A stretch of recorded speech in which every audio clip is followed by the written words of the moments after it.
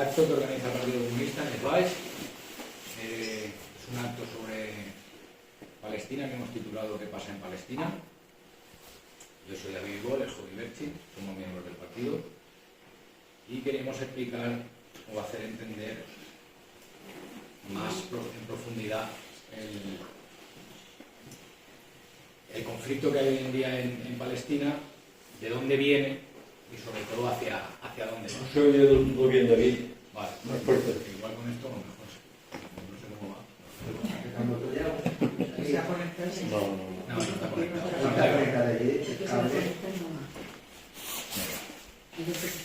Un conflicto que mucha gente piensa que es religioso, pero que realmente es territorial. Los judíos y los árabes, ambos se creen con el derecho histórico a vivir en esas tierras. Israel la considera su tierra prometida y los árabes se consideran descendientes de los filisteos y llevan allí 3.000 años. Haciendo una cronología de la evolución del conflicto rápida, el terreno donde hoy está Israel y Palestina pertenecía a los otomanos, de 1517 a 1917. En el siglo XIX los nacionalismos están en auge y nace la idea del sionismo, que viene a ser un resumen de un pueblo o un estado. Cualquier judío del mundo se le considera que pertenece al pueblo judío y como tal tiene derecho a tener una tierra y un estado. Un invento. Claro, esa idea del sionismo hace que dentro de la comunidad judía coja fuerza el ir a Palestina, donde ellos creían que está su tierra prometida.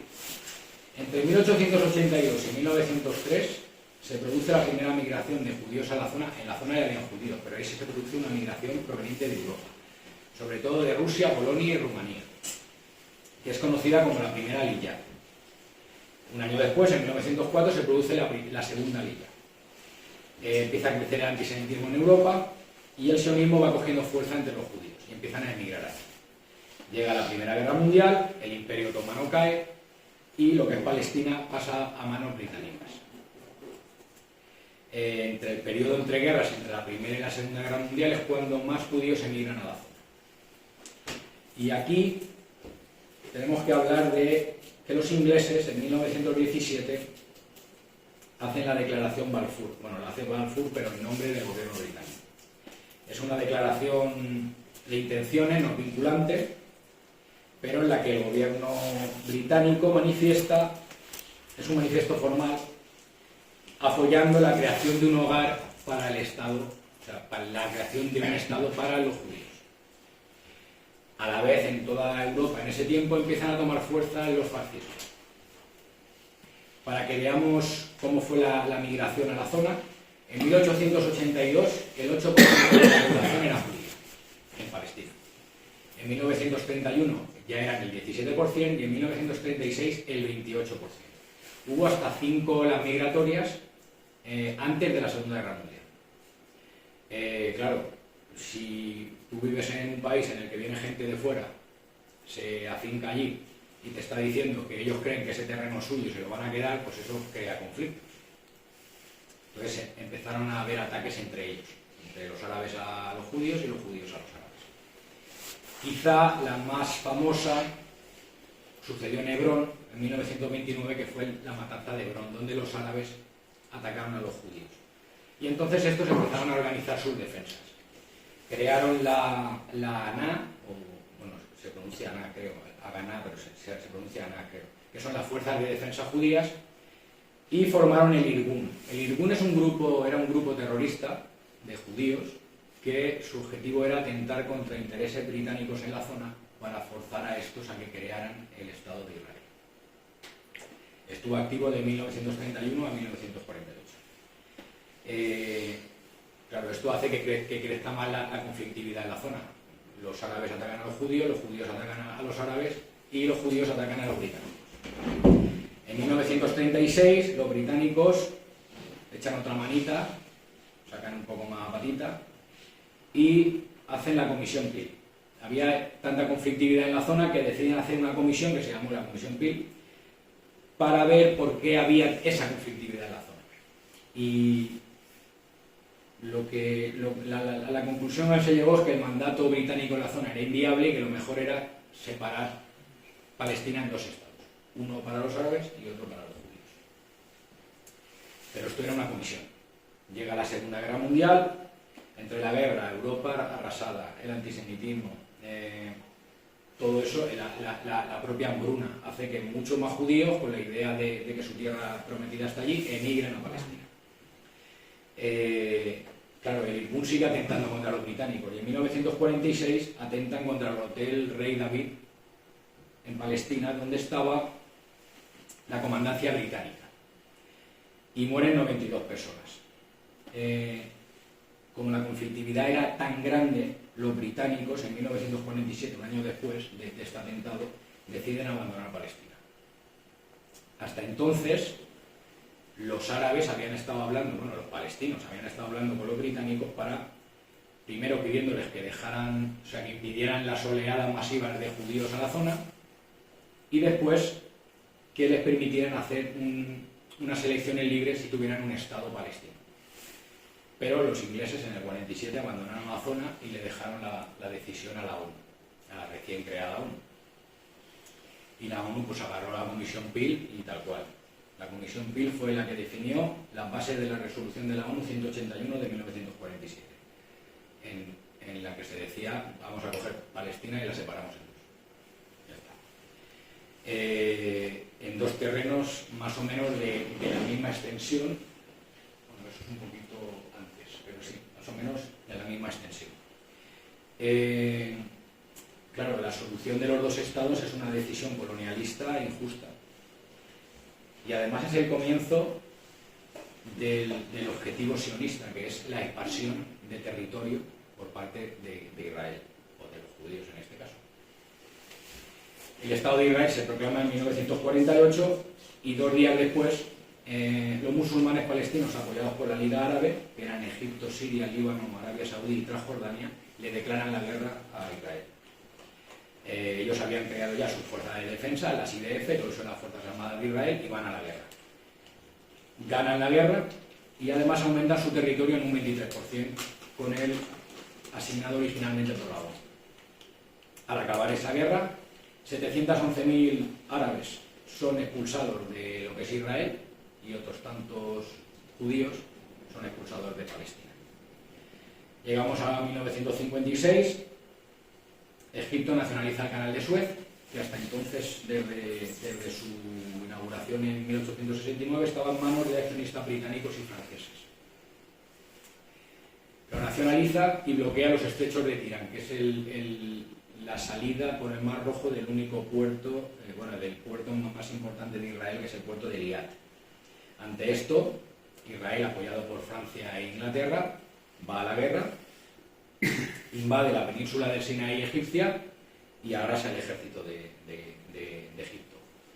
La ONU media para que haya una paz. Israel se retira del Sinaí por primera vez. En los acuerdos de paz lo que viene a decir es que los dos puntos más importantes es crear una zona desmilitarizada que protegiera el canal de Suez, y la ONU dejó tropas en la zona para controlar la situación.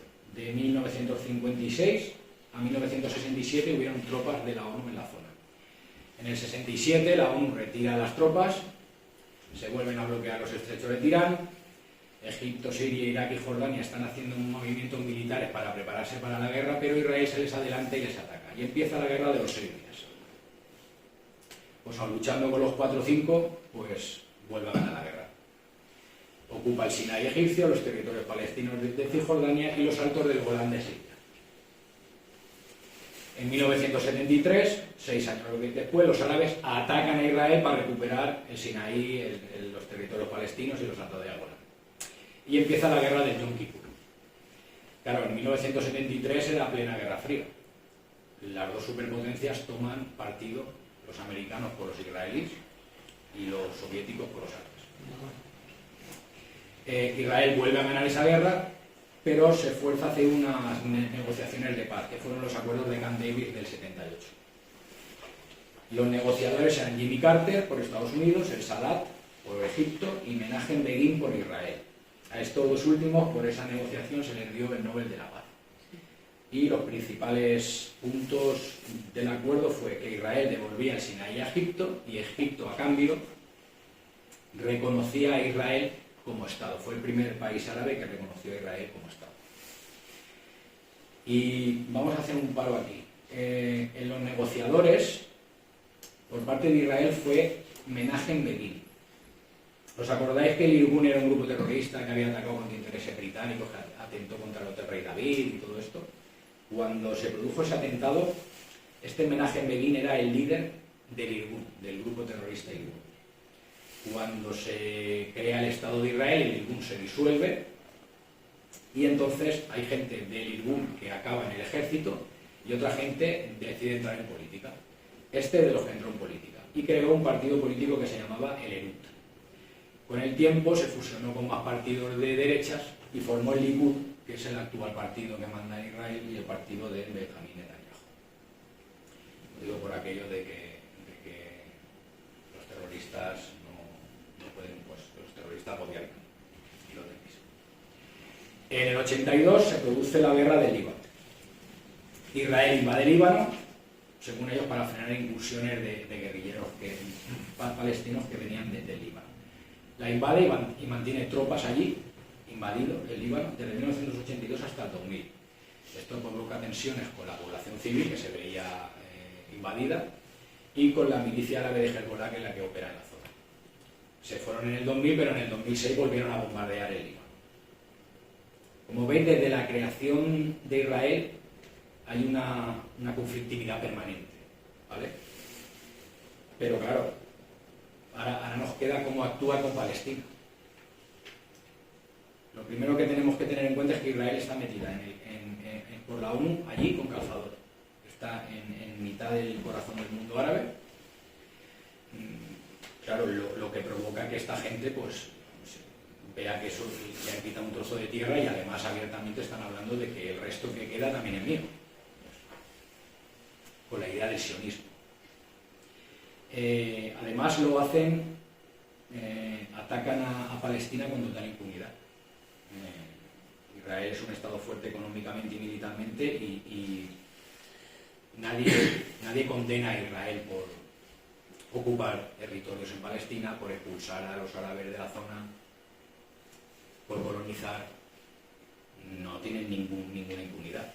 Y la política de Israel hacia Palestina es una política de apartheid. La mantiene sitiada, bombardeada, con restricciones de agua, de luz, de alimentos, de movimiento de personas.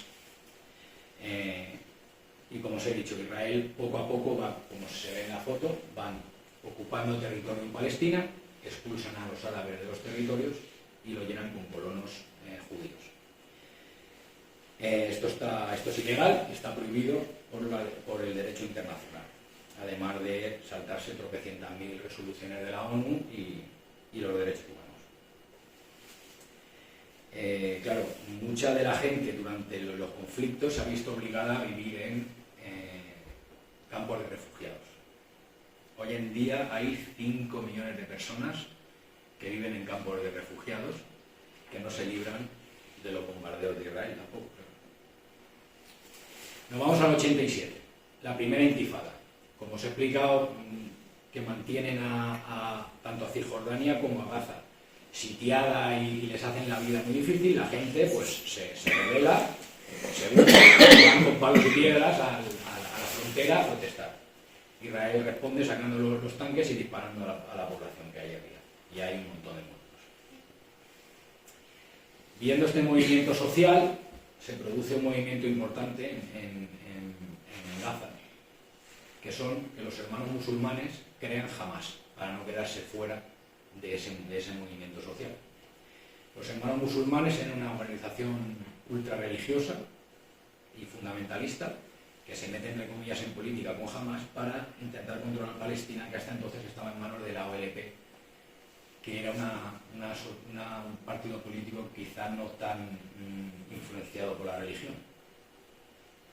Finalizada la primera intifada, en el 93, Yasser Arafat, que era el presidente de la OLP, reconoce al Estado de Israel en una carta oficial para acabar con las muertes y la violencia. Por su parte, Israel reconoce a la OLP como legítimo representante del pueblo palestino. Y así se dan comienzo a los acuerdos de Oslo del 93, los acuerdos de Oslo de acuerdos de paz. Allí se reconoce la autoridad palestina, se reconoce que los palestinos tienen derecho a autogobernarse. En Gaza, desde el 2006, gobierna Hamás, y jamás ha habido otras elecciones. Es un estado fallido, ya no había elecciones. Y en Cisjordania creo que está el Fatah. Con este acuerdo de Oslo nadie quedó contento. Israel continuó colonizando, continuó expulsando árabes, continuó ocupando territorios y continuó bloqueando tanto a Cisjordania como a Gaza. Y llegamos al año 2000, se produce la segunda intifada, por los mismos motivos que la primera. Pero esta vez fue aún más cruenta, más de 4.000 muertos. Los israelíes atacaron con su ejército al pueblo palestino y los palestinos atentaron con atentados suicidas en Israel. Esto llevó a más represión. Se intentó hacer otro proceso de paz, que fueron los acuerdos de Camp Davis II del 2000, durante la administración Clinton, pero no sirvieron absolutamente para nada. Para echarle más azúcar al pastel, asesinan a Arafat, el líder árabe, y esto hace que la OLP pierda fuerza y jamás suba al poder. Desde la creación de Hamás ha sido financiada por países terceros como por ejemplo Qatar. Israel sabía que estábamos financiando a Hamás y no solo no hizo nada, sino que apoyó la creación de Hamás, porque lo veía como un rival para la OLP y así tener como una especie de bicefalia y debilitar a los palestinos para que nunca hubiera o tardaran más en haber un Estado palestino. Esto lo han admitido los judíos. Me ha apuntado aquí una declaración de una persona que se llama Yitzhak Segev, que era un alto general del ejército israelí y fue exgobernador de Gaza. O sea, es una persona con peso. Este hombre a la prensa internacional le dijo: Hamás, a mi pesar, es una creación de Israel. O sea, ellos han admitido que a Hamás la ayudaron a crearse ellos, Israel. Pues Hamás se hizo fuerte en Gaza y Israel construyó el muro que la rodea, el muro de la vergüenza, el muro como que padecieron ellos en Varsovia. La idea era controlar los movimientos de personas de Gaza hacia Cisjordania, pero realmente es un muro para aislar económicamente y ayudar a bloquear a Gaza. Esto lo ha convertido en un gueto, en un lugar sitiado, o como dijo la ONU, en la cárcel más grande del mundo a cielo abierto. Como os he dicho antes, con restricciones de todo tipo, de energía, medicamentos, agua, en fin. Cuando van ocupando territorio, expulsan a los árabes y los llenan con colonos judíos. Claro, cada vez que expulsan a árabes hay más gente en menos territorio. Como veis ahí. Pues ahí viven 6.100 personas por kilómetro cuadrado. Es el tercer lugar del planeta más densamente poblado. Claro, esto ha causado un desastre humanitario en la zona, pues imaginaos. La situación actual en Palestina, pues la verdad es que no ha cambiado nada desde la segunda intifada. Los israelíes siguen colonizando y bloqueando, y los israelíes pues pasando por las grandes. Los palestinos, perdón. La vida en Palestina hoy en día es muy difícil. Hablo antes de octubre, ahora ya. Y claro, hace que los palestinos pues tengan que llevar a cabo acciones desesperadas para sobrevivir. Y ahí enlazo con el ataque de octubre. El ataque de octubre de Hamás a Israel es injustificable y es condenable. Lo ejercieron las milicias armadas de Al-Qassam, que es una milicia de Hamás. Como digo, es injustificable y condenable, pero realmente podemos hablar que es una reacción a cómo Israel ejecuta sus políticas sobre Palestina. Claro, esta gente, las milicias armadas de Al-Qassam, en definitiva son milicias incontrolables. Pero Israel es un Estado. Israel es un Estado democrático, aunque no tenga constitución, y pertenece a la ONU.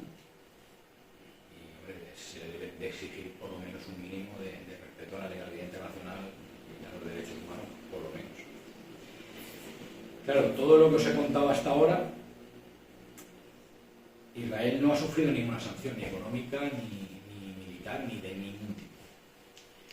En la ONU no hay ninguna sanción contra ella porque lo impide el veto de Estados Unidos. La ONU tiene no sé cuántos miembros, pero hay 5 miembros que son permanentes, que son Estados Unidos, China, Rusia, Inglaterra y Francia.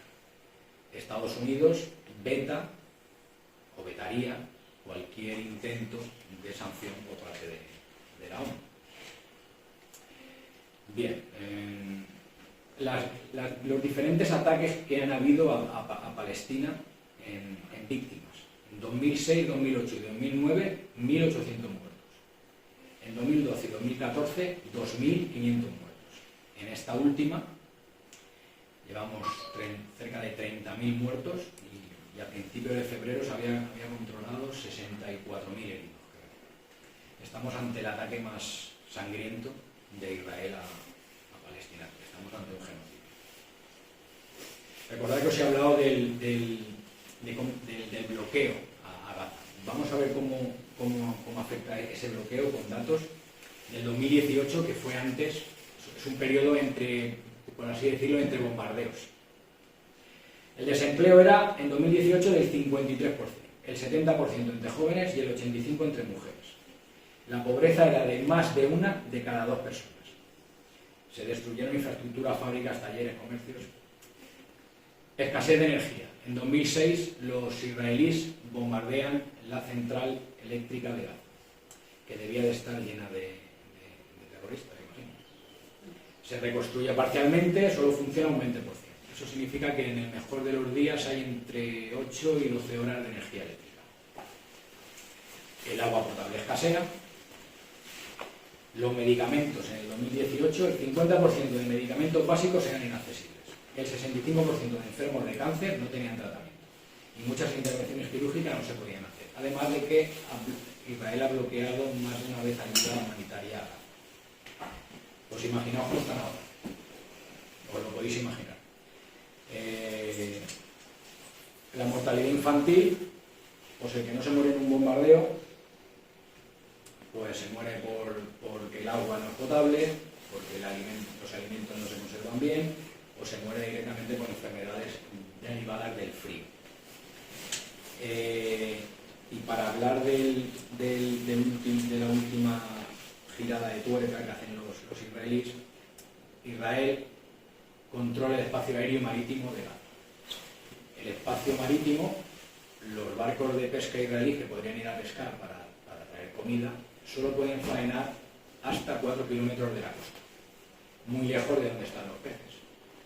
La medida desesperada, ¿cuál es? Cuando se mueren de hambre, intentar saltarse esos 4 kilómetros para pescar. Y los israelíes les atacan. Solo en 2019 hubieron más de 200 ataques a barcos de pesca sin armas, con los consiguientes muertos. Para mí, Israel está llevando un plan en la zona, un plan trazado desde la invención del sionismo. Están aplicando la solución final para el problema palestino, haciendo un símil con la solución final para el problema judío de Eichmann, que ellos padecieron. Ese territorio, por los que creen en el sionismo, todo ese territorio, eso es Israel. Y lo van a ir invadiendo, van a ir expulsando a los que viven allí, y los que se vayan bien y los que se queden, pues los matarán. Que es lo que están haciendo ahora. Esto ha llevado a que prácticamente todos los gobiernos de Israel pues hayan sido colonialistas, invasores, genocidas, supremacistas, sionistas y nacionalistas. Para mí, ahora que está de moda el etiquetar a todo el personal, para mí denunciar esto no nos convierte ni en antisemitas ni en pro Hamás. Y tampoco es una cosa que haya deducido yo, es que los judíos lo admiten. Me he apuntado aquí unas declaraciones de Ben Gurion, que fue el primer ministro de Israel.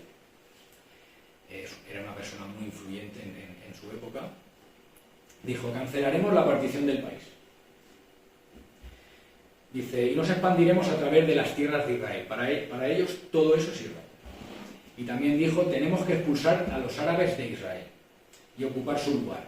Si hay que usar la fuerza, la tenemos de sobra. Y yo creo que como declaración de intenciones pues está bastante claro.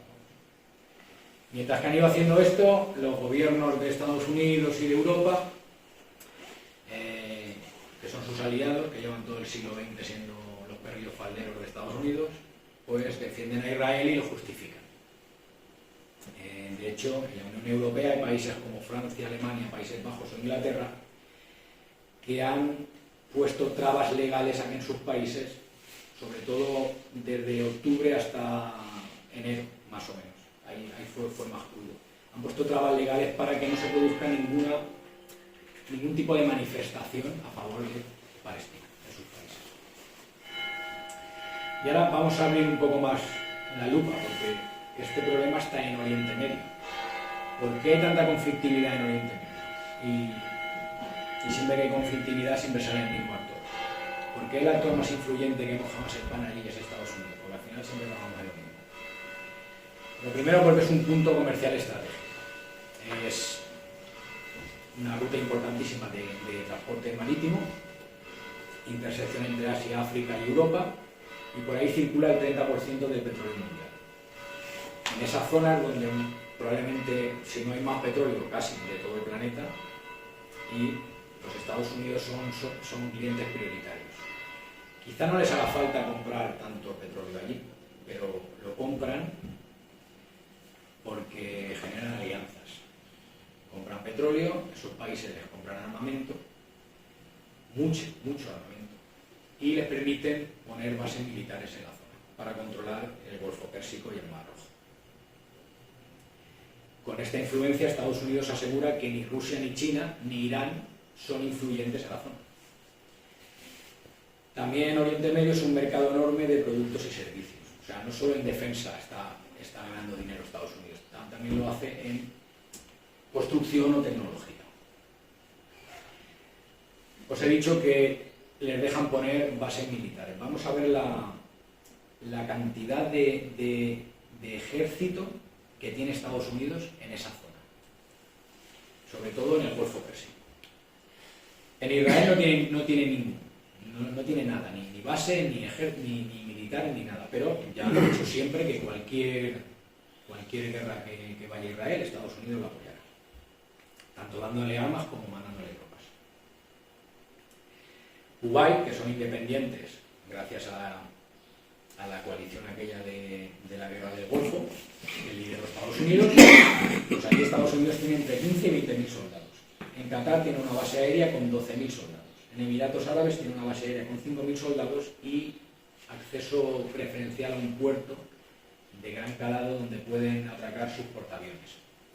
En Bahrein está la sede de la Quinta Flota. Estados Unidos tiene una de las flotas de la Marina en los Estados Unidos perenne en la zona.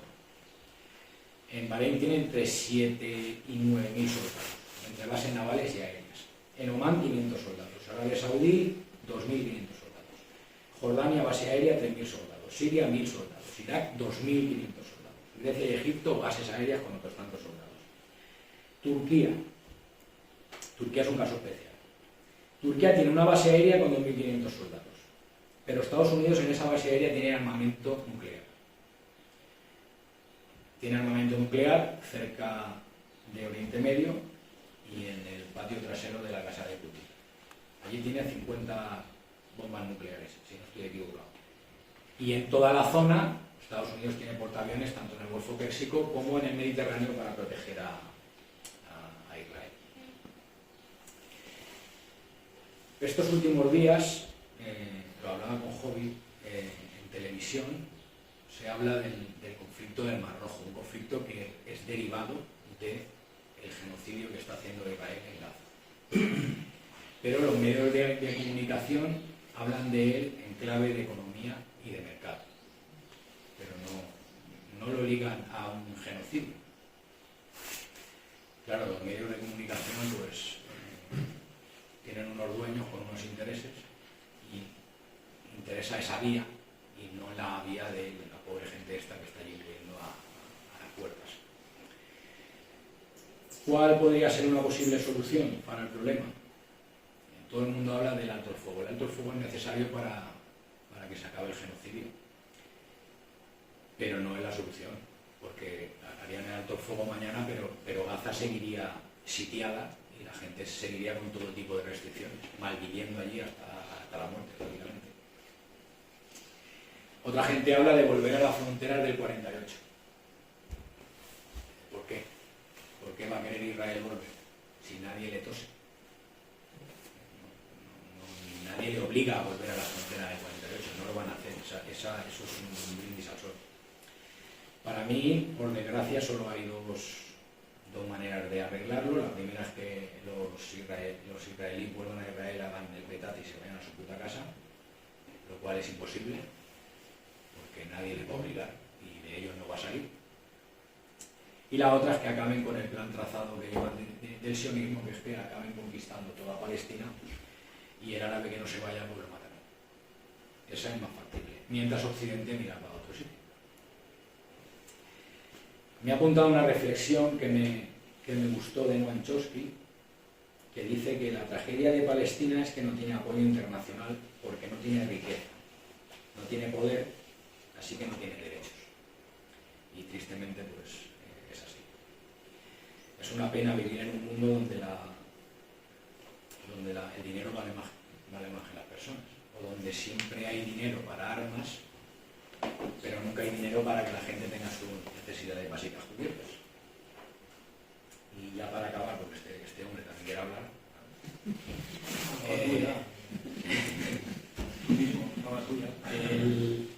el tema del dinero para armas. Para mí hoy en día en el mundo hay una guerra a nivel económica, tecnológica y militar, sobre todo militar. Y la militar es la encubierta. Hay una económica y una tecnológica, que es de la que hablan todos los días, pero hay una militar tapada. Para mí tiene dos campos de batalla, que son Ucrania y Oriente Medio. ¿Por qué digo esto? Por el increíble aumento en gasto militar. Todo el mundo se está armando hasta los dientes. Las empresas armamentísticas, la mayoría estadounidenses y europeas, están subiendo en bolsa como el libro de mañana. Por ejemplo, España ha subido más de un 35% las exportaciones de armas solo en 2023. El gobierno de España es un gobierno que, por un lado, fue de los primeros países de Europa que llevó un discurso de hay que parar el genocidio. Esto ha ido cambiando las últimas 3 semanas, pero antes todo el mundo le daba carta blanca a Israel, decía que tenía el derecho a defenderse y ahí se acababa. El único gobierno que apostaba porque era un genocidio y había que pararlo era el gobierno español. Pero por otro lado, le vende cantidades enormes de armas a Israel. Por lo tanto, todos son palabras. Los gobiernos usan palabras, pero ninguno hace un acto contra Israel. El gobierno actual de España además tiene el récord de gasto en armamento de toda la historia de España. ¿Por qué hay este aumento militar? Porque es una exigencia de la OTAN, es una exigencia de Estados Unidos. La OTAN es la mayor herramienta que tiene Estados Unidos para mantener la hegemonía mundial de Estados Unidos. Y hace que los miembros de la OTAN se gasten más dinero en armas, y los que quieren entrar en la OTAN pues también. Este aumento en gasto militar se hace con dinero público. Dinero que no va a sanidad para curar, no va a dependencia para salvar. Va a gasto militar para matar. Y os voy a resumir así rápidamente los países europeos. Francia ha aumentado el gasto militar en un 40% hasta el 2030. Finlandia, su aumento en gasto militar es del 36%, Suecia del 12%, Lituania 27%, Polonia 11%, España 7%, Rusia 3,3%. La media europea es del 6,5% de aumento en gasto militar. Y luego tenemos las dos potencias hegemónicas, China 13,9% y los reyes del mambo en esto, Estados Unidos 37,8%. Aumento en gasto militar de un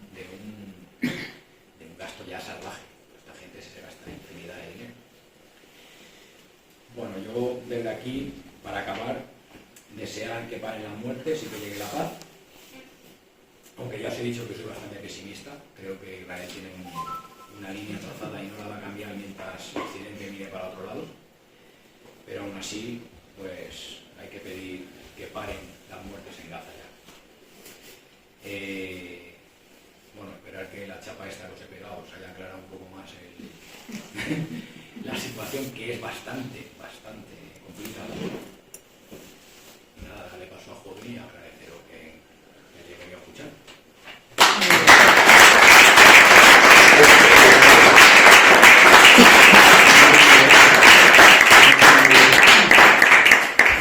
Bueno, gràcies per vindre, pensant que n'havia de menys gent, de veritat. La proposta nostra és una proposta de dignitat, lògicament.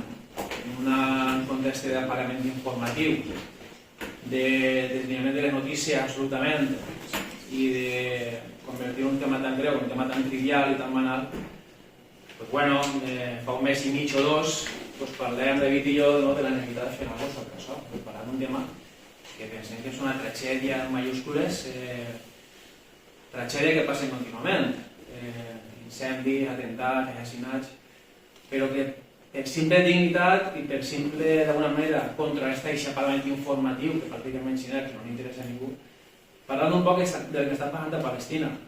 I el títol que pensem, que han ficat en els cartells, què passa a Palestina, pensant que era més interessant. Perquè clar, una cosa és el que està passant, entenc que tots els que esteu així sabeu el que està passant. I el que està passant no és un conflicte com a tal, no és una guerra entre Hamas i Israel. És una cortina de fum, és una creació d'un conflicte. El conflicte real no existeix, estem vivint un genocidi, estem vivint una neteja ètnica programada amb un pla de ruta que té no 75 anys, perquè des de la famosa Nakba, la creació de l'estat d'Israel l'any 48, el problema no comença ahir, el problema comença abans, el problema comença al final del segle XIX. Quan el sionisme comença a tindre uns lligams, en tot els lobbies internacionals i comença a tindre el recolzament internacional fins a dia d'avui. Les guerres no se comencen a guanyar ni a perdre amb les armes, se comencen a guanyar i a perdre amb les paraules. I tenim molts exemples. Si justifiques una guerra en el teu país, si justifiques la necessitat d'una invasió, si justifiques la necessitat d'un conflicte, però lògicament la gent ho va signar com a tal, perquè és una qüestió de crear consciència, de crear necessitats i de crear passivitat i acceptar que és un problema, que és una desgràcia, que està ahí, que no podem fer res, i que segurament els responsables, no per als que esteu així, sinó per a la gran majoria de la població d'aquest país, entenc, el responsable no és Israel, perquè hi ha una creació d'un discurs, hi ha una deformació de la realitat absolutament creada, molt ben intencionada, que es fa pensar que és lògic que Israel defenga. I de fet, la resposta de la Unió Europea quina va ser? La resposta de Borrell, la resposta de Biden, quina va ser? Doncs clar que sí, clar que tenen dret a defendre's, perquè estan sent atacats. Fixeu-vos que des d'aquest moment són víctimes d'una manipulació de la realitat.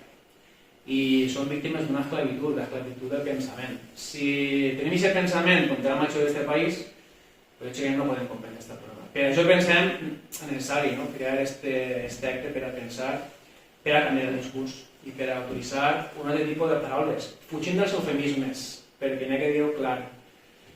És un genocidi, és una neteja ètnica i és una proposta d'eliminar una població des de l'any 48 o abans. Qui és el responsable d'això? Lògicament, el responsable, Hamas té part de responsabilitat. Segurament, com parlem d'avui i abans, és un succés que se repeteix en la història moltíssim. Segurament el Mossad, podien apostar-se un cafè ràpidament, era conscient del que anava a passar, lògicament això no podem afirmar-ho, però estem seguríssims que eren conscients del que anava a passar, igual que eren conscients del que anava a passar en les torres de zones, igual que els americans eren conscients dels bombardejos de Pearl Harbor, clar que eren conscients, lògicament, però hi ha contextos que generen una opinió favorable per a que després la gent entenga que aquesta guerra és necessària. Però aquesta guerra no és necessària, aquesta guerra és absolutament innecessària. Com dia David hem de parar és el genocidi. Saramago dia que Palestina és un estat descartable, i ho dia en tot el sentit, Per què? Perquè històricament ha sigut un problema menor, un problema que no ens interessa, igual que el conflicte de Cuba, igual que el conflicte del poble saharaui. Són problemàtiques, són causes que lògicament nosaltres sempre hem defensat, perquè avui en dia defensar els valors, no? I la declaració de drets humans és defensar aquestes causes. No és seguir el discurs hipòcrita de les grans potències capitalistes que se basen en l'imperialisme, que es basa en l'espoli, en els recursos, en el conflicte, que al mateix temps defensen els drets humans, però al mateix temps estan venent armes. I lògicament aquest discurs s'ha de criticar, i s'ha de dir Estats Units, la Unió Europea i Israel. I lògicament aquest discurs, aquestes paraules no les escoltem, i és lògic que no les escoltem, perquè escoltar aquestes paraules implica anar de front, no?, amb els esquemes mentals que justifiquen la passivitat, assumir aquest conflicte com un altre, com a tal, i normalitzar aquest conflicte fins a límits pràcticament desorbitats, no? Tenim una enorme capacitat de veure imatges duríssimes, de veure morts, perquè així podem projectar fàcilment imatges de Gaza, no? Seria molt fàcil, sols anar a internet, però pensem que no era necessari, no? Perquè lògicament ja tenim prou allà informatiu en aquest sentit. Com dic, hem de deixar els eufemismes i hem de tindre un discurs clar, no?, en aquest sentit. Llavors hem ficat un mapa, perquè pensem que tots hem completat el mapa, tots hem vist i tots hem vist aquest recorregut d'espoli, de genocidi, de neteja ètnica, amb el vistiplau, amb el recolzament dels governs occidentals. Primer, en l'època del mandat britànic, i després amb el recolzament o la creació de l'estat israelí i amb el recolzament dels Estats Units. Com dia David, n'hi ha més responsables que altres, i lògicament tots els països no són responsables. Si anem a la ONU, hi ha 190 països aproximadament. Palestina està com a estat observador, sense univors, com una concessió. Les 3 o 4 o 5 voltes que s'ha plantejat mocions o plantejaments per a un altre foc en Palestina, al voltant de 150 o 160 països han votat a favor, és a dir, ja n'hi ha problema del conflicte, han parat el conflicte, però n'hi ha altres països que han votat en contra. Però el problema és que l'ONU està segrestada. Qui segresta l'ONU? Rússia? No, són molt malos els russos, no? Avui fa 2 anys del conflicte de Rússia, no? Però no són els responsables d'aquest secret, els responsables, lògicament, com dia David és el Consell de Seguretat de la ONU, i el màxim responsable d'aquest secret, d'aquesta continuïtat d'aquest conflicte, són els Estats Units. L'actual president dels Estats Units, en els anys 80, hi ha unes declaracions que ara deixen a la llum, el senyor Biden, que és un més, no? Com les famílies de faraons egípcies, tot tenen el mateix pensament, els seus interessos i les mateixes pràctiques. En l'any 86 hi ha 100 senadors que, si no existiera Israel, caldria crear l'UNO, lògicament. Per a què? Per defendre els seus interessos en la regió. Este conflicte té moltes cares, lògicament. En el recorregut històric, els Estats Units sempre ha recolzat a l'estat d'Israel. I sempre ha sigut el que menys recursos li ha donat, com dia David, des del punt de vista militar. Hi ha una data que és molt curiosa, fixeu-vos. Per a que vegeu el secret dels organismes internacionals d'un dia, perquè al final sí poden buscar responsabilitats, com va fer Sud-àfrica. Recordeu que el mes de gener, Sud-àfrica, en una manifestació d'una valentia immensa, però que genera una vergonya a nivell mundial, perquè això que va fer Sud-àfrica ho poden fer tots. És a dir, presentar una denúncia a la Cort Internacional de Justícia demandant a Israel per ser un país genocida, amb proves. Si recordeu, en gener va haver una declaració i, lògicament, els jutges de la Cort Internacional de Justícia, imagineu les pressions que van tindre, i van plantejar una solució en el sentit d'evitar que el genocidi vagi a més i garantir l'ajuda humanitària.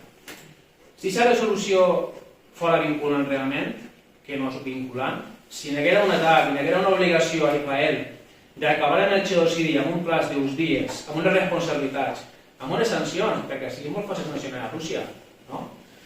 És molt fàcil sancionar a qui siga, però a ningú sanciona. Què passaria quan aquesta resolució arplegara al Consell de Seguretat de les Nacions Unides, que és el màxim organisme de la sobirania, entre cometes, mundial? Doncs hi ha 5 països que tenen guà permanent, com ja David, que són els que realment controlen el funcionament del món. I allà no hi ha països menors, Ahí està França, ahí està Regne Unit, ahí està Rússia i ahí està Xina i Estats Units. Bàsicament és una construcció de la postguerra mundial, de la Guerra Freda, que avui dia encara té mateix funcionament. Sols amb el vot en contra, sols amb el vet als Estats Units, qualsevol declaració de l'ONU no té cap tipus d'aplicació. Ja no són vinculats, perquè l'ONU, sabeu, que lògicament és una titella amb els Estats Units. Damunt d'això, els Estats Units té la capacitat per a eliminar qualsevol tipus de resolució. Estem segrestats, i això hem de dir-ho, perquè lògicament no se pot seguir en aquest discurs creant les Nacions Unides i el poble president, cada volta que ells pareix una titella que pobre és conscient de que no té ningú tipus de credibilitat. Mireu, els Estats Units, en tota la història, des de la creació de l'ONU, ha utilitzat el seu dret de vet en 85 voltes. De les 85 voltes, 45 han estat per a l'efecte d'Israel, per absoldre Israel de qualsevol tipus de responsabilitat. Ara per a pogut passar, perquè hi ha hagut una presentada per Rússia, esta setmana una presentada per Angola, la denúncia de Sud-àfrica davant del Cort Penal de Justícia i altres, del mateix secretari general de la ONU, demanant un altre al foc. Els Estats Units sempre se nega i genera un dret de vet. Gran Bretanya, algunes voltes, s'absté, perquè ja sabeu que ara hi ha un vincle molt especial, però als Estats Units és suficient. I, lògicament, hem de ser conscients d'aquesta responsabilitat. Israel és responsable? Clar que és responsable, perquè té una política absolutament pactada que inclús s'atreveix a qüestionar allò que ve de l'altra banda de l'Atlàntic, no? I fixeu-vos, la situació de poder que tenen, que fa poc no li qüestionava Biden en la seva política de generar un mínim acord, i s'acord és fals, no? Els Estats Units sempre va recolzar al màxim. El que vos dia de Saramagos és important, no? Perquè el poble palestí és un poble descartable, igual que bona part de les causes que nosaltres pensem que són realment les causes humanitàries, no? Així és on s'ha demostrat la solidaritat, els valors humans, perquè tots són solidaris, no? Però moltes voltes no són conscients que la nostra solidaritat o el nostre vincle, els nostres problemes, no està creat per la nostra voluntat pròpia, sinó que és una voluntat imposada. Per què dic això? Avui en dia els valors de la solidaritat, de l'ajuda, de l'empatia, lògicament estan en crisi. I estan en crisi perquè el sistema li interessa. Sabem que hi ha uns tipus de valors, uns valors que dominen el sistema, que són els valors neoliberals, no? El mercat, l'individualisme, el benefici propi, i això col·lapsa directament els valors de comunitat, de solidaritat, de les causes realment justes, no? Com és la causa de l'alliberament i el final de la guerra en Palestina. No? I que tinguin el dret a viure del seu país i que tinguin el dret a recuperar el territori i les seves propietats, no? Que han sigut espoliades des de fa més de 75 anys. I jo diria que abans, perquè inclús abans de la creació de l'estat d'Israel, el mandat britànic ja permetia lògicament aquest tipus de pràctiques. És important això perquè quina imatge penseu que té la població del problema palestí? Quina és la imatge dels bons i dels dolents? Quina és la imatge dels responsables o que no són responsables?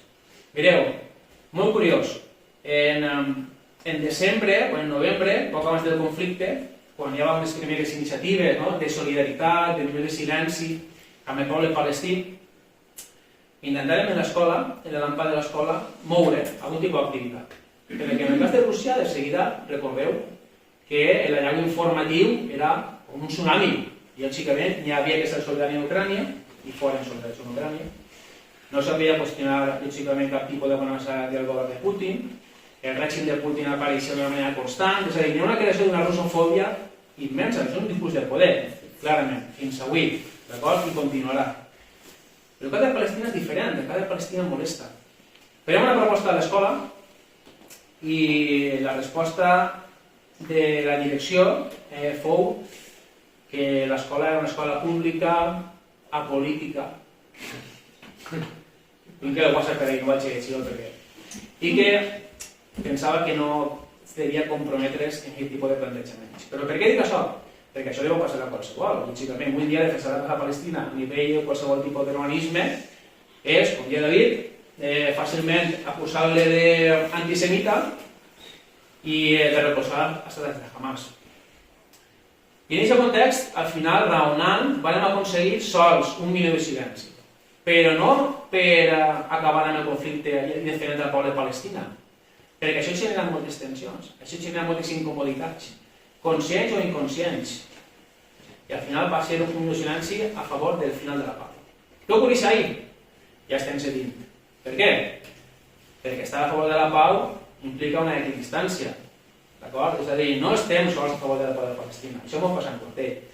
I això passa en tot l'estat espanyol.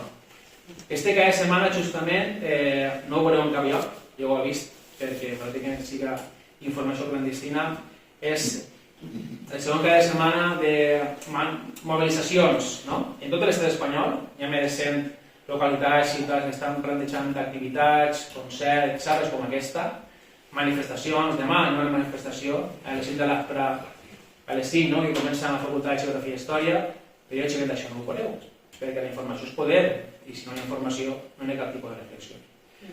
I vos dic això perquè hi ha una creació d'un programa que no és nostre. No utilitzem els mateixos llenguatges, no escoltareu parlar de genocidi, de neteja ètnica. Segurament si vos parlen de Putin sí, perquè lògicament és un doble discurs, és un discurs geopolític interessat. Al final, la defensa dels drets humans, estar a favor dels drets humans, va en funció de la posició que tingues tu en la geoestratègia mundial. I no hi ha més, per desgràcia. I ahí tenim el doble discurs. Perquè el problema que estava parlant David, el problema d'ací és que lògicament els Estats Units tenen enormes interessos i cada volta són majors. Per què? Perquè el món ja no és un món unipolar, com els anys 90, de l'any 2000, l'època que hi ha Estats Units gloriosa. És un món multipolar i el centre geopolític i econòmic del món no està en l'Atlàntic Nord, està en Euràsia. I lògicament els Estats Units van a tensar al màxim on puguen, d'acord, per a desestabilitzar les zones d'ampliació del poder de Rússia, de Xina, perquè això és una realitat estratègica absolutament fonamental. El que m'agradaria parlar, i ho vaig dir a David, no l'evolució històrica, no? Perquè podem parlar, explicar totes les guerres, els mapes, aquest espoli continu, i aquestes imatges, com teniu així, era un poc sobre la creació de les identitats. Claro, quan escoltem, no les he seleccionat dos, no? Perquè pense que són molt clarividents.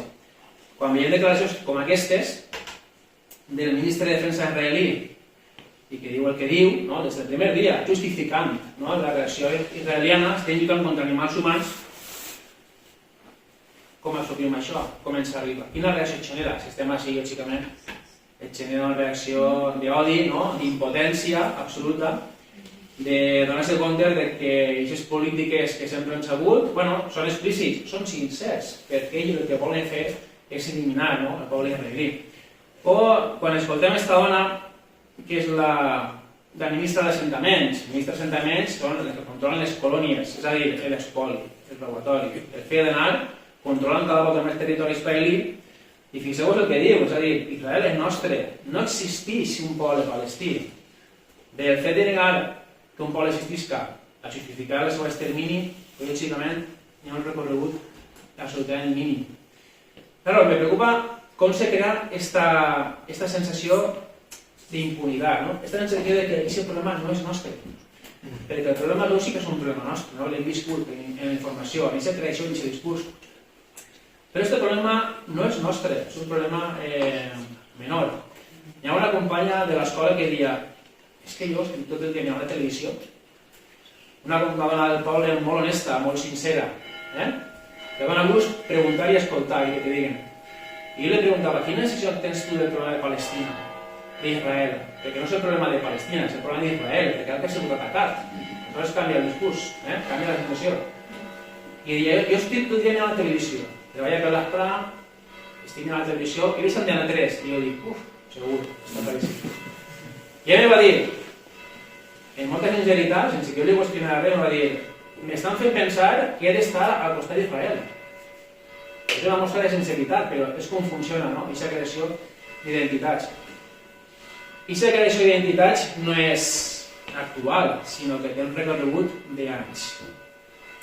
Hi ha un llibre d'un historiador, que és Josep Fontana, que es diu L'Europa davant de l'espill. I ho explica molt bé, és una haig històrica, és magnífic. Us el recomano perquè jo l'he llegit en aquests dies preparant això des que David havia compromès a muntar això. I ho parla molt bé. Els grecs ja començaven a construir la imatge del bàrbar. Els romans, no? Segur que ho heu escoltat, les pel·lícules, no? Qui eren les barbes? Els bons o els dolents? Són com les pel·lícules de vaqueros, és el mateix. Una versió històrica, molt fàcil, no? Quins són els bons? Aquells que són nostres, aquells que em van ajudar. I qui són els dolents? És una creació, això no és real, és un discurs creat. I la gent va assumint-ho. Fa 2.500 anys, Heròdot, dia a dia, parlant dels bàrbars, els asiàtics, que avui dia podien ser els palestins, que eren les persones més sanguinàries i injustes que havia creat l'ésser humà. I per què dic això? Perquè avui dia estem parlant del mateix. I aquestes afirmacions del ministre israelí són molt semblants, amb una càrrega sionista absolutament molt més ultra, i molt més sanguinària.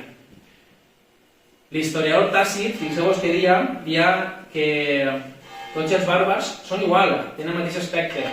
Ulls durs i blaus, cabelleres rochenques, grans cossos i sols necessaris o sols formats per a l'ímpetu per a la guerra. Aquests que venen, aquests que qüestionen. I aquests exemples se repeteixen. Qui eren els dolents en l'època medieval? Quan s'imposa el cristianisme. Qui eren els dolents? Els que generaven lògicament problemàtiques, aquells que apartaven en guetos. Lògicament, aquells que no eren cristians, és molt fàcil. I la imatge del musulmà en aquesta època ja se consolida. La imatge del jueu ja se consolida. La imatge del pagà, la imatge del que no era creient, doncs eren qui? Les víctimes de la Inquisició. I aquest recorregut és constant. Si jo me fa molta gràcia quan veig el llibre de text i dic segle XIII, Jaume I, creació de la pàtria valenciana i el creador del regne de València i de la identitat valenciana. Segurament si anàrem als textos de la població que diria sí, així dic en este poble, en València, i que foren massacrats per haver dit cristians, d'acord? Però no diríem el mateix. I el plantejament seria diferent. Estem justificant, lògicament, una visió. És un recorregut constant. I hi ha molts exemples, d'acord? Si voleu, l'últim, portant al segle XX, que ara no sé molt pesat en això, perquè després m'ho diré que molt pesat en casa, quan aquestes coses. En el segle XX tenim una creació. Qui ha sigut el gran enemic del món occidental en el segle XX? Vosaltres. Estos. Això que estan ahí, no? Això genera pànic. Fixeu-vos si han sigut enemics del món occidental, democràtic, liberal, que defensa els valors humans, que hasta la presidenta de la Comunitat de Madrid va pensar en nosaltres. 2021, una frase mítica. I jo dic, que bons són els responsables del departament de màrqueting del Partit Popular. Són els artistes. O d'ella, quan va dir comunisme o llibertat. Recordeu aquesta frase tan mítica? Aquesta frase pareix molt simple, però té un estudi, un recorregut i un impacte mental en la població i en aquest discurs jo sabia que anava passant les eleccions, perquè jo exigament genera por. Quan Podemos començar a créixer, fa uns anys, ma mare me deia, m'ha dit Almacén, que estos de Podemos nos van a furtar les coses a tots. Jo, els de Podemos, que som, si no tenen furtar nosaltres, com que van a furtar els de Podemos. Això no va passar. I això és de risa, no? Però és el discurs de la por, el discurs d'aquell que està més enllà. I aquest discurs està així. I està en Palestina. Perquè no és el problema nostre. I hi ha una creació d'un discurs que ens anima, que ens lleva responsabilitat davant d'aquest tipus de problemàtica. Mireu, jo, en el mes de febrer, pensant en això, i com soc un maniàtic d'analitzar els discursos, mirava la premsa, mirava la televisió espanyola, d'algun dia la premsa per el matí. I és molt curiós, perquè sempre, tots els dies, apareix el mateix missatge. I és lògic que un dia sigui un problema menor. No interessa, han mort 30.000 persones, acabaran morint 1 milió, 2 milions, no va passar res. La gent estarà dolguda un dia 2, quina desgràcia, quina desfeta. És una massacre sense precedent. I fixeu-vos, titulars de premsa, Guerra entre Israel i Hamas. No, no és una guerra entre Israel i Hamas, estem confrontant la població, estem responsabilitzant a Hamas, lògicament, i en realitat una problemàtica que no és això. És un genocidi de l'estat israelià a la població de Palestina, amb una impunitat que genera des del recolzament dels Estats Units i de la ONU. 127 palestins han mort degut a l'ofensiva israelí. Fixeu-vos, els palestins moren. No són assassinats. Estic parlant de titulars, que xule que són literals apuntats de la premsa. Però l'exèrcit israelí no avança, no mata, sinó que és una ofensiva israelí. I les paraules són molt importants. Són eufemismes constants, i això està molt ben estudiat en la premsa. Estic parlant del país, Això és el país, d'acord? El ejército israelí ha matado a varios terroristas o milicianos, és a dir, quan l'exèrcit israelí mata a milicians, que és lògicament, o terroristes. Perquè el concepte terrorista també és molt pervers. Qui acunya aquest concepte? Qui crea aquest concepte? L'altre dia al Parlament de Yemen, això no ha aparegut així en la notícia, perquè és de gran rival, no?, en aquella zona d'Orient Mitjà, va fer una declaració declarant als Estats Units i les potències de l'ONU com a terroristes per ser responsables de les massacres en Palestina. Clar que sí, perquè no tenen responsabilitat, no tenen capacitat, perquè no controlen el zona internacional. El concepte terrorista també és molt pervers. Israel continua la seva ofensiva. Claro, i molt curiós. I lligat a aquesta notícia una imatge de Rússia. Perquè n'hi ha que desviar l'atenció. I n'hi ha que equiparar responsabilitats. I si recordeu, fa uns dies aparegueren 20 dones en la plaça de Moscou que les van tancar perquè estaven manifestant-se i li demanaven a Putin que alliberara els seus homes que estaven en primera línia de combat i n'hi havia prou. I aquesta notícia apareix molt, no sé, molt propera, però està ficada ahí a propòsit, perquè hem de desviar l'atenció, hem de recalcar que Netanyahu no és el responsable d'això. El que és mal de veres és Putin. Constantment. Esta setmana, quan ha aparegut la mort de l'opositor rus Navalny, han tingut la mateixa dinàmica. És a dir, aprofitar, no haver sancions a Rússia. On estan les sancions a Israel? No va haver sancions a Israel, va haver més ajudes, més recolzament, no? I més impunitat internacional. Un dia, m'ho apunte, el dia 11 de febrer, fixeu-vos, el dia de quan van morir els guàrdies civils en els narcos d'allà del sud, apareix la notícia d'Israel en el 5è lloc.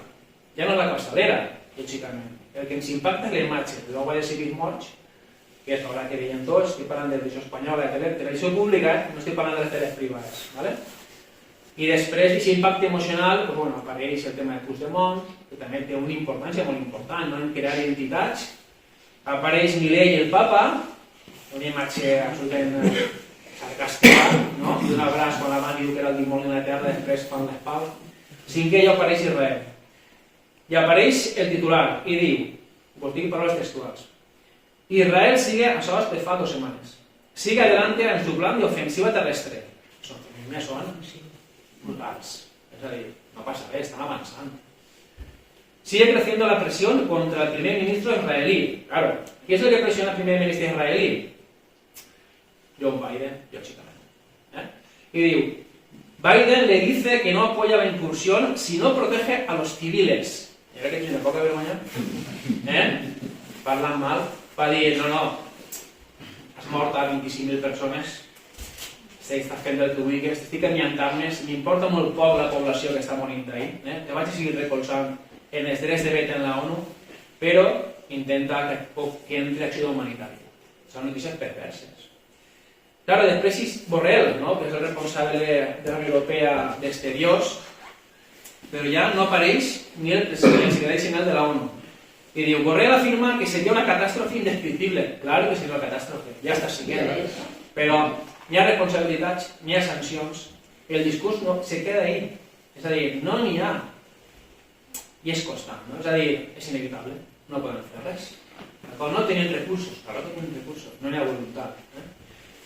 Quan ja seran algo per a ells, per a aquestes persones, pues Palestina és un poble absolutament descartable. És a dir, que se pot eliminar de la història. Y después, diu, Netanyahu dice ultimar un plan para evacuar Rafah. Un plan para evacuar Rafah.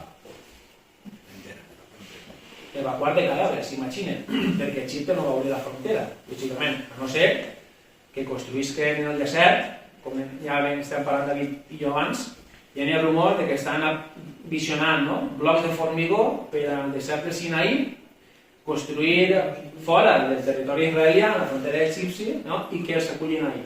Tenen un altre gueto, d'acord? I un altre estat absolutament invivible, no?, com dia el president de l'ONU. Però fixeu-vos, i acabe.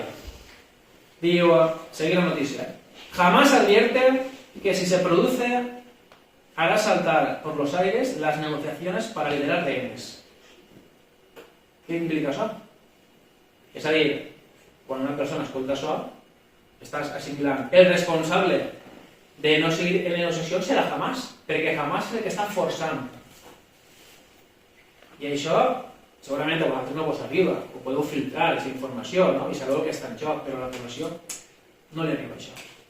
I per acabar el telediari, que el vaig tornar a veure el dia després, apuntant-me les paraules literals perquè era absolutament molt clar, no entra cap. Entrevisten a un soldat de 20 anys allistat el dia 7 d'octubre i la seva parella de l'estat israelià, perquè no entrevisten a una persona que està sofrint en Gaza. I li pregunta, i li diu, què te sents, no? Quan estàs mirant la gent morir o quan mates a les persones? I li diu, bueno, jo me sent bé, matar a terroristes i veure que no hi ha armes i que ja no hi ha eixides de túnels.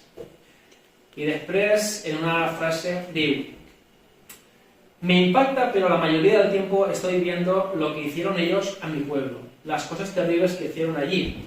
Jamás es responsable de que la ayuda no llegue a los gazatíes, la esconde todo en los túneles para sus líderes. És a dir, ahí s'acaba la notícia. No hi ha contrainformació. I això és periodisme pervers, lògicament, perquè estem creant contínuament i sensació d'impunitat. I és continu. I tenim, lògicament, una problemàtica, perquè, lògicament, si la gent fora conscient que està passant a Palestina, pues guanyaria moltíssim. Si no queden manifestacions multitudinàries, que no n'hi ha perquè no, tenim aquest discurs. I la gent no és conscient de que hi ha un discurs alternatiu, no? Allò que trobes quan enxufes la televisió o mira la premsa més habitual. M'agrada això en el cas de que tinguérem bona part de la població un discurs a favor de la pau a Palestina, a favor d'acabar amb la guerra, doncs hi ha el següent problema, que és el que deia David. Perquè a Borrell no hi ha tres instàncies i estan parlant. Solució de dos estats. És una solució perversa. Qui dos estats? Estos que tenim així? L'estat del 47, Israel se va negar. Israel no va acceptar mai, i els Estats Units tampoc, a perdre ni un quilòmetre quadrat. L'estat del 67, que és el més territori on perdre, no? La població palestina, i se va quedar, com veieu ahir, en la franja de Gaza de la zona de Cisjordània, tampoc van acceptar això. Però en el cas que acceptaran això, hi ha tipus de problemàtiques.